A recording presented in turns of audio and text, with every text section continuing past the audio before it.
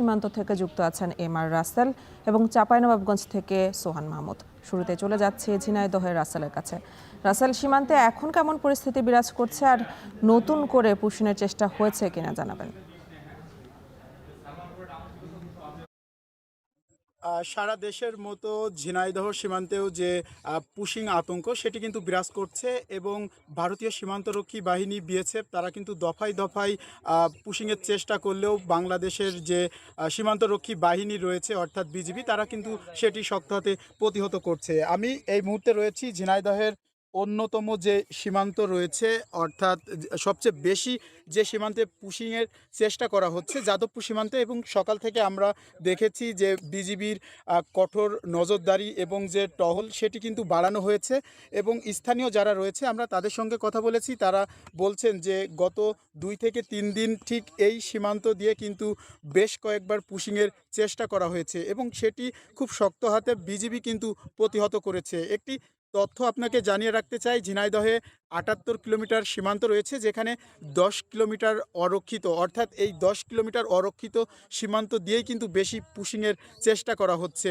আমরা ইতিমধ্যে বিজিবির সঙ্গে কথা বলেছি, তারা আমাদেরকে জানিয়েছেন যে শূন্য রেখা যেটি রয়েছে ঠিক সেখানে কিন্তু তাদের যে টহল এবং নজরদারি সেটি আগের থেকে জোরদার করা হয়েছে এবং তারা নিয়মিত টহল দিচ্ছেন। যে কোনো ধরনের অপ্রীতিকর ঘটনা, অনুপ্রবেশ, মানব পাচার এমনকি পুশিংয়ের যে ঘটনাটি রয়েছে সেটি কিন্তু ঠেকাতে তারা কিন্তু সর্বোচ্চ চেষ্টা চালাচ্ছেন। পাশাপাশি আরও একটি তথ্য আপনাকে জানিয়ে রাখতে চাই, ঝিনাইদহের 12টি বিওপি রয়েছে এবং এই 12টি বিওপির ভিতরে খোসালপুর, সামন্তা এবং যাদবপুর এই 3টি সীমান্ত দিয়েই কিন্তু সবচেয়ে বেশি যে পুশিংয়ের যে ঘটনা সেটি কিন্তু বেশি ঘটছে। তো এখন পর্যন্ত আমরা জেনেছি যে 10 থেকে 12টি যে পুশিংয়ের ঘটনা সেটি কিন্তু বিজিবি প্রতিহত করেছে। তো এই ছিল ঝিনাইদহের মহেশপুর সীমান্ত থেকে এখন পর্যন্ত পুশিংয়ের সর্বশেষ পরিস্থিতি।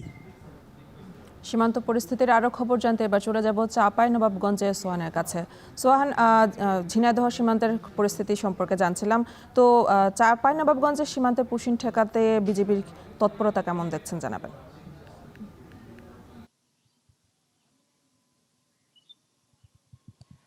সীমান্ত ঘেঁষা জেলায় চাঁপাইনবাবগঞ্জ। এই চাঁপাইনবাবগঞ্জের 5টি উপজেলা 4টিতে রয়েছে বিভিন্ন কাঁটাতারবিহীন সীমান্ত। এই সীমান্ত দিয়ে বেশ কিছুদিন ধরেই পুশিং করছে ভারতীয় সীমান্তরক্ষী বাহিনী বিএসএফ। সবশেষ গতকাল রাত 3টায় চাঁপাইনবাবগঞ্জের গমস্তাপুর উপজেলার বাঙাবাড়ি সীমান্ত দিয়ে 28 জনকে বাংলাদেশে পুশিংয়ের চেষ্টা করে ভারতীয় সীমান্তরক্ষী বাহিনী বিএসএফ। সে সময় বাধা দেয় বাংলাদেশ বিজিবি। বাধা দেওয়ার পরে আসলে তাদেরকে শূন্য লাইনে অবস্থান করানো হয়। এরপরে ভারতের অভ্যন্তরে 50 গজ ভিতরেই তারা কালকে থেকে অবস্থান করছেন। তাদের মানবেতর জীবনযাপন করতে হচ্ছে বলে আমাদেরকে জানিয়েছেন বিজিবি।